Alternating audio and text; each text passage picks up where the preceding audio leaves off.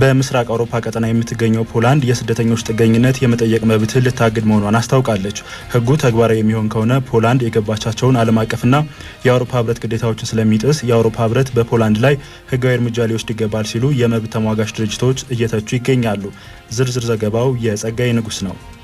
ፖላንድ ለአውሮፓ ህብረትም ሆነ ለኔቶ ስትራቴጂክ ሀገር ተደርጋ ትቆጠራለች። ከብዙ ሀገራት ጋር መጎራበቷና የአውሮፓ ህብረት አባል ሀገር መሆኗ ደግሞ ሀገሪቱን ብዙ ስደተኞች እንዲመርጧት ምክንያት ሆኗል። በተለይ ከሩሲያና ቤላሩስ ጋር ታሪካዊ ጠላት መሆናቸው ነገሩን ከስደተኞች ፖሊሲ በላይ ከፍ ያደርገዋል። በቤላሩስ ድንበር በኩል ወደ ፖላንድ የሚገቡ ስደተኞችን ጥገኝነት የመጠየቅ መብት መንግስታቸው ለጊዜው እንደሚያግድ የገለጹት የፖላንድ ጠቅላይ ሚኒስትር ዶናልድ ቱስክ ይህ የሚሆነው ቤላሩስን ማዕከል አድርገው ከሩሲያና ቤላሩስ አውሮፓና ፖላንድን ለማበጣበጥ የሚጥሩ ወንበዴዎች እንደሚገቡ ደርሰንበታል ካሉ በኋላ ነው። በእርግጥ የፖላንድ ጠቅላይ ሚኒስትር ይህን ማለታቸው ውሃ የሚያነሳ ስለመሆኑ ከአውሮፓ ህብረትም ሆነ ከኔቶ ድጋፍ ባይቸረውም የአውሮፓ ህብረት አሁን ከገጠመው የመከላከያ ደህንነትና የስደተኞችን ፍልሰት ጉዳዮች ካጨናነቀው ማህበራዊ ዋስትና አንጻር የፖላንድ አካሄድ ጥንቃቄን መሰረት ያደረገ ይመስላል። የፖላንድ ባለስልጣናት ይህን መብት እስከ 60 ቀናት ድረስ እንዲያግድ የሚፈቅደው አወዛጋቢ ህግ በፕሬዝዳንት አንድሬስ ዱዳ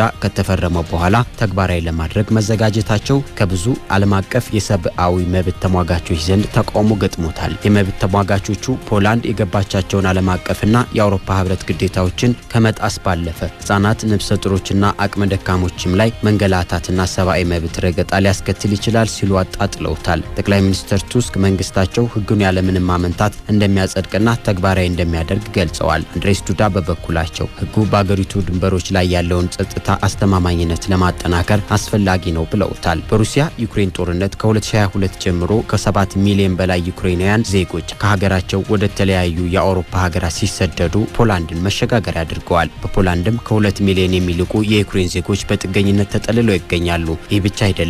ፖላንድ ከጀርመን፣ ስሎቫኪያ፣ ዩክሬን፣ ቤላሩስ፣ ሩሲያና ሊቱዌኒያ፣ ቼክ ሪፐብሊክን ጨምሮ የባልቲክ ባህርን የምትዋሰን መሆኑ ደግሞ በበርካታ አማራጮች ስደተኞች ወደሚፈልጉበት የአውሮፓ ሀገራት ለመግባት ያስችላቸዋል። ሁለተኛ ዓለም ጦርነት ማግስት በተፋፋመው የቀዝቃዛው ጦርነት ትኩሳት ውስጥ የሶቪየት ህብረትን ክንፍ ወክላ በዋርሶ የጦር ህብረት ስምምነት ማዕከል የነበረችው ፖላንድ በማርሻል ፕላን አሜሪካ አውሮፓን በመሰረተ ልማትና የጦርነት አቅምች በማሳለጥ ሁለተኛ ዓለም ጦርነት ያፈራረሳቸውን መሰረተ ልማቶች በመገንባት ለአውሮፓና አሜሪካ መራሽ ሀገራት ደግሞ ኔቶን ማቋቋም ችላ ነበር። ኔቶና ዋርሶ እጅግ የሚፈላለጉና የሚጠባበቁ የጦር ህብረት ሆነው ዓለምን ሲያርዱ የቆዩ እንደነበርም የሚታወስ ሀቅ ነው። ኋላ ላይ ግን ሶቪየት ህብረት መፈራረሱን ተከትሎ ዋርሶ የጦር ህብረትም ፈረሰ። ይህ የሆነው በጎርጎሮሲያኑ 1991 ነበር። ፖላንድ የሶቪየት ህብረትና ያስተሳሰቡ ማዕከል ሆና የቆየችበትን ዝናዋን ግን ህብረቱ ከፈረሰ በኋላ 8 ዓመት ቆይታ በተቃራኒው በህብረቱ ትፋለመው ወደ ነበረው ኔቶ በጎርጎሮሲያኑ 1999 ተቀላቀለች። ከ4 ዓመታት በኋላም የአውሮፓ ህብረት አባል ሆነች። ይህ ብቻ አይደለም። የኔቶ የታክቲካል ጦር መሳሪያና መሰል የጦር ስትራቴጂክ ማዕከል መሆን ጀመረች። ይህ ደግሞ ከሩሲያ ጋር እጅግ እንድትጎራበጥ አድርጓታል። ታዲያ የፖላንድ መንግስት ከዚህ ቀደም እገዳው የሚተገበረው በመንግስት ደህንነት ላይ ስጋት በሚጥሩ ሰዎች ድንበርን በኃይል ጥሶ ለመግባት የሚሞክሩ አመፀኛ ስደተኞችን ለመከላከል ነው ማለቱ ከሩሲያና ቤላሩስ የሚመጡ ዜጎች የደህንነት ስጋት እንደሚሆኑባቸው ማሳያ ሆኖ ተቆጥሯል። በፖላንድ የማህበራዊ ዋስትናን ጨምሮ ጥገኝነትና የስራ ፈቃድ የተሰጣቸው ከ1.3 ሚሊዮን በላይ የሌላ ሀገር ዜጎች ይገኛሉ። ከነዚህ ውስጥ የዩክሬንን ጨምሮ የቤላሩስና የሩሲያ ዜጎች የሚገኙበታል። ታዲያ የፖላንድ ስጋት የቤላሩስና የሩሲያ ዜጎች በስፋት ወደ ሀገር የመምጣታቸው ነገር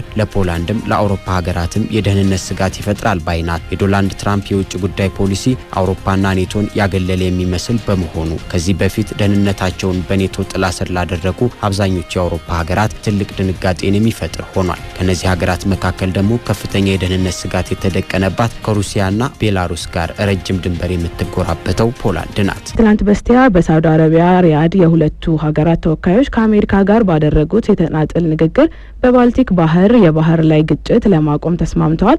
ዋሽንግተን የሁለቱ ሀገራት ልኡካንን ስምምነት ይፋ ባደረገች በሰዓታት ልዩነት ክሬምሊን በሩሲያ ላይ የተጣሉ የእህል ምርትና የአፈር ማዳበሪያ ማዕቀቦች ካልተነሱ ስምምነቱ ተግባራዊ እንደማ እንደማይሆን አስታውቀዋል። ዩክሬን በአንጻሩ ተጨባጭ የሆነ የተኩስ አቁም ሳይደርስ ማዕቀቦችን ማንሳት ሩሲያ አቅሟን አጠናክራ ኪየቭ ላይ እንድትመለስ ያደርጋታል ስትል ስጋቷን ትገልጻለች። ምንም እንኳን የሞስኮና የኪየቭ ተወካዮች በባልቲክ ባህር ላይ ተኩስ ለማቆም ቢስማሙም ሩሲያ ያስቀመጠቻቸው ቅድመ ሁኔታ ተግባራዊነቱ ላይ ጥያቄ እያስነሳ ይገኛል። የዛሬው የዓለም አቀፍ ትንታኔ ዘገባችን ትኩረቱን በዚህ ርዕሰ ጉዳይ ላይ ያደርጋል። ዘላለም ዳዊት በሳውዲ አረቢያ ለ3 ቀናት በተደረገው የሰላም ንግግር ሩሲያና ዩክሬን ከአሜሪካ ጋር በተናጠል ንግግር ካደረጉ በኋላ በባልቲክ ባህር የባህር ኃይል ግጭትን ለማቆም ተስማምተዋል። ዋሽንግተን ስምምነቱን ይፋ ስታደርግ ሁሉም ወገኖች ዘላቂና ቀጣይነት ያለው ሰላም ለማምጣት መስራታቸውን መቀጠል እንዳለባቸው አሳስባለች። ይህም አንድ ወሳኝ የንግድ መስመርን እንደገና ለመክፈት ትልቅ እድል ይሰጣል የሚል ተስፋ ነጩ ቤተ መንግስት ሰንቋል። ይሁን እንጂ ስምምነቱ መቼ ተግባራዊ እንደሚሆን የዋይት ሀውስ መግለጫ በግልጽ አላስቀመጠም።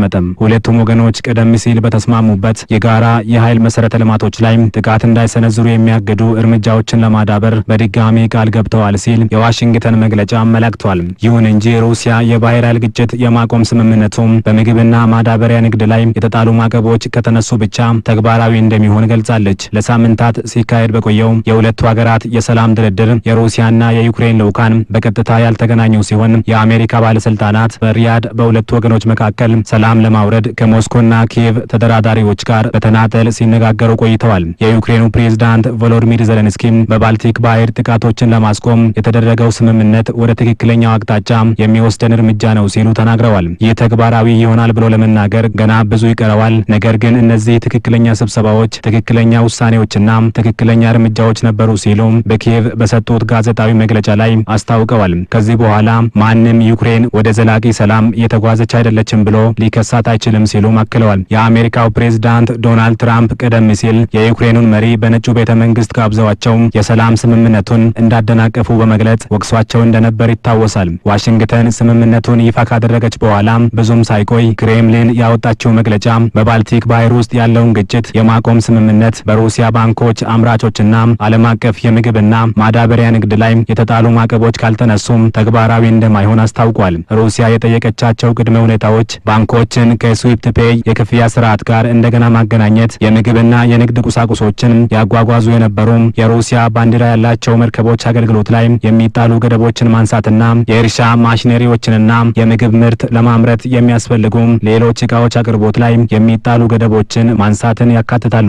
ማዕቀቦችን ስለማንሳት ሲጠየቁ የአሜሪካው ፕሬዝዳንት ዶናልድ ትራምፕ ለጋዜጠኞች በሰጡት ምላሽ አሁን ስለ ሁሉም ነገር እያሰብን ነው፣ ነገሮችን በጥንቃቄ እየተመለከትን ነው ብለዋል። የአሜሪካ አስታራቂዎች ከሩሲያ ልዑካን ጋር ያደረጉትን የተናጠል ንግግር በተመለከተ ዋሽንግተን በሰጠችው መግለጫ ሩሲያ ወደ ዓለም የእርሻና ማዳበሪያ ገበያ ተመልሳ እንድትገባ አሜሪካ ትረዳለች ተብሏል። ፕሬዝዳንት ዜሌንስኪም ይህንን የዋሽንግተን ሀሳብ በመቃወም ሲናገሩ ተጨባጭ የሆነ የተኩስ አቁም ሳይደረስ በሩሲያ ላይ የተጫኑ ማዕቀቦችን ማንሳት የአሜሪካ የአቋም መዳከም ነው ሲሉ ገልጸዋል። ሞስኮ ቃል ኪዳኖቿን ካፈረሰች ዩክሬን በሩሲያ ላይ ተጨማሪ ማዕቀቦች እንዲጣሉና ኪየቭ ከአሜሪካ ተጨማሪ ወታደራዊ ድጋፍ እንደምትፈልግም ዜሌንስኪ ተናግረዋል። ፕሬዝዳንቱ ከትላንት በስቲያ ለዩክሬናውያን ባደረጉት ንግግር ክሬምሊን በባልቲክ ባህር ውስጥ ያለውን ግጭት የማቆም ስምምነት ማዕቀቦች ከተነሱ በኋላ እንደሚወሰን ማስታወቁ ሐሰት ነው ሲሉ ወቅሰዋል። የዩክሬን የመከላከያ ሚኒስትር ሩስቴም ኡምሮቭ ሶስተኛ ወገኖች የስምምነቱን ክፍሎች መከታተልና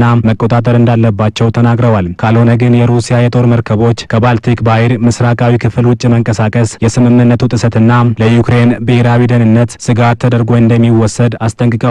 በዚህ ሁኔታ ዩክሬን ራሷን የመከላከል መብቷን ሙሉ በሙሉ የመጠቀም እድል ይኖራታል ሲሉ አክለዋል። እንደ አውሮፓውያኑ የዘመን ቀመር 2022 የካቲት ወር ላይ ሩሲያና ዩክሬን ይፋዊ ጦርነት ከጀመሩ በኋላ የንግድ መርከቦች በጥቁር ባህር እንዲያልፉ የሚያስችል ስምምነት ተደርሶ ነበር። ዩክሬንና ሩሲያ ሁለቱም የአውሮፓ ብሎም የዓለም ዋነኛ የእህል በተለይም ስንዴ ላኪዎች በመሆናቸው ጦርነቱ ከተጀመረ በኋላ የዓለም የእህል ዋጋ በከፍተኛ ሁኔታ ጨምሯል። የሁለቱ ሀገራት ጦርነት ተጀምሮ ብዙም ሳይቆይ ወደ ዩክሬን የሚገቡና ከዩክሬን የሚወጡ የጭነት መርከቦች በሩሲያ ሳይጠቁ በሰላም እንዲጓዙ የሚያስችል ዘብላክ ሲ ግሬን ዲል ወይም የጥቁር ባህር የእህል ስምምነት መደረጉ ይታወሳል። ስምምነቱ እንደ ማዳበሪያና የምግብ ምርትን ለማምረት የሚያስፈልጉ የእህል፣ የሱፍ ዘይትና ሌሎች ምርቶች በጥቁር ባህር በኩል እንዲጓጓዙ ለጥቂት ወራት እድል ሰጥቶ ነበር። ስምምነቱ መጀመሪያ ላይ ለ120 ቀናት የቆየ ቢሆንም በተለያየ ጊዜ ከተራዘመ በኋላ ሩሲያ በሐምሌ 2023 የስምምነቱ ዋና ዋና ክፍሎች ተግባራዊ ያልሆኑም በማለት ራሷን አግልላለች። ይህ በእንዲህ እንዳለ በጦርነቱ ወቅት ሩሲያ የፈጸመቻቸው ጥቃቶች በዩክሬን የኃይል አቅርቦት ላይ ከፍተኛ የኤሌክትሪክ መቆራረጥን አስከትለዋል። ባለፈው ሳምንት የአሜሪካው ፕሬዝዳንት ዶናልድ ትራምፕ ከሩሲያ አቻቸው ቭላዲሚር ፑቲን ጋር ባደረጉት የስልክ ውይይት የኃይል መሰረተ ልማቶችን ላለማጥቃት የተስማሙ ቢሆንም ከጥቂት ሰዓታት በኋላ ሞስኮና ኪየቭ ስምምነቱ ተጥሷል ሲሉ እርስ በእርስ ተወቃቅሰዋል። በሪያድ የሰላም ድርድር እየተካሄደ እያለ ከትላንት በስቲያ ማክሰኞ ዩክሬን የሩሲያን የሲቪል የኃይል መሰረተ ልማት ኢላማ ማድረጓን እንደቀጠለች ሞስኮ ገልጻለች። ይህም የሆነው ሩሲያ ሰኞ ዕለት በሰሜን ምስራቅ ዩክሬን ላይ ሚሳኤል በማስወንጨፍ በሱሚ ከተማ ከ100 በላይ ሰዎችን ካቆሰለች በኋላ ነው። ጥቃቱ ዜሌንስኪ ስምምነቶችን ማክበር እንደማይችሉና ሰላምን የማይፈልጉ መሆናቸውን አሳይቷል ሲል የሩሲያ መከላከያ ሚኒስቴር ገልጿል። እነዚህ መወነጃጀሎች ሁለቱ ሀገራት ዘላቂ እርቅ እንዳይፈጽሙ ፈተና ሆነው መቆየታቸውንና ለወደፊቱም ስጋት እንደሆኑ ተንታኞች ይናገራሉ። ፕሬዝዳንት ቮሎዲሚር ዜሌንስኪም በሲቪል መሰረተ ልማቶች ላይ የሚደረጉ ጥቃቶችን የሚከለክል ግልጽ እገዳ ባለመኖሩ ማዘናቸውን ገልጸው ነገር ግን እስካሁን አጠቃላይ ሂደቱ አሜሪካ መልካም እንቅስቃሴ እያደረገች መሆኗን ተናግረዋል። ፕሬዝዳንቱ ዩክሬን በጥቁር ባህርና በኃይል ማመንጫዎች ላይ የሚፈጸም ጥቃት ለማቆም የተደረሰውን ስምምነት ተግባራዊ ለማድረግ ምንም እንደማታመነታ ገልጸዋል። አሜሪካ የጦር እስረኞችን ልውውጥ፣ የሲቪል እስረኞችን መፈታትና በግዳጅ የተወሰዱ የዩክሬን ህጻናት መመለስን ለማስቀጠል ቁርጠኛ ሆና እንደምትቀጥል በመግለጽ የመንግስታቸውን አጀንዳ ደግፋለች ሲሉ ዋሽንግተንን አሞካሽተዋታል። ነገር ግን ክሬምሊን ያወጣው ሰነድ ሁኔታዎችን አወሳስቦታል ተብሏል። ይህ ሰነድ በአሜሪካና በሩሲያ መካከል በነበረው የመጀመሪያ ስምምነት ውስጥ ያልነበሩ አዳዲስ ሁኔታዎችን አካቷል። ይህም የጥቁር ባህር ግጭት የማቆም ስምምነት ተግባራዊ መደረግ የሚጀምረው ሩሲያ ተጨማሪ የግብርናና የማዳበሪያ ምርቶችን እንድታስገባ በሚያስችላት የሩሲያ ባንኮች፣ ኢንሹራንስ ኩባንያዎች፣ ወደቦችና መርከቦች ላይ የተጣሉ ማዕቀቦች ሲነሱ ብቻ እንደሆነ መገለጹ ነው። በሌላ አገላለጽ ይህ ስምምነት በ2023 ከፈረሰው ዘ ብላክ ሲ ግሬን ዲል ወይም የጥቁር ባህር የእህል ስምምነት ብቻ ሳይሆን ከፍተኛ ቁጥር ያላቸውን የምጣኔ ሀብት ማዕቀቦች ለመቀልበስ ትልቅ እድል አድርገው ይመለከቱታል። ሆኖም ይህን ማድረግ የተወሰነ ጊዜ ሊጠይቅ ስለሚችል የባህር ላይ ግጭቱ በቅርቡ ሊቋጭ እንደማይችል ተንታኞች ይናገራሉ። ሩሲያ የጠየቀቻቸውን ለውጦች በሙሉ ማድረግ የአሜሪካ ስልጣን ብቻ ላይሆን ይችላል የሚሉ ታዛቢዎች ሩሲያን ወደ ስዊፍት የፋይናንስ ክፍያ ስርዓት መመለስ የአውሮፓ ህብረት ይሁንታን የሚጠይቅ መሆኑን በአብነት ያነሳሉ። ምንም እንኳን የማክሰኞው ስምምነት ተግባራዊ መሆን የሚችልበት እድል ቢኖረውም አሜሪካና ሌሎች አስታራቂዎች የሚፈልጉት አጠቃላይ ጦርነት ማቆምና ዘላቂ ሰላም የማምጣት ጊዜ እጅግ የራቀ ነው የሚሉ ተንታኞች ግጭት ማቆም ክስተት ሳይሆን ሂደት ነው ባይ ናቸው። የማንኛውም ግጭት ማቆም መግለጫ ሳይሆን ዋናው ጉዳይ እንዴት ተግባራዊ ይሆናል የሚለው ነው። ሁለቱም ወገኖች ይህ ስምምነት እንዲሰራና እንዲኖሩበት ያደርጋሉ? ግጭት በማቆም ወደ ዘላቂ ሰላም እንዲቀየር ይፈልጋሉ ወይስ በጦር ሜዳ ያላቸውን አቅም ያሳደጉ የባልቲክ ባህርን ለመገበያያነት ብቻ ይፈልጉታል? ለእነዚህ ጥያቄዎች በሚሰጡት ምላሾች ሁለቱም ወገኖች ምን እንደሚፈልጉ በሚገባ እንረዳለን ሲሉ ተንታኞች ምልከታቸውን አንጸባርቀዋል።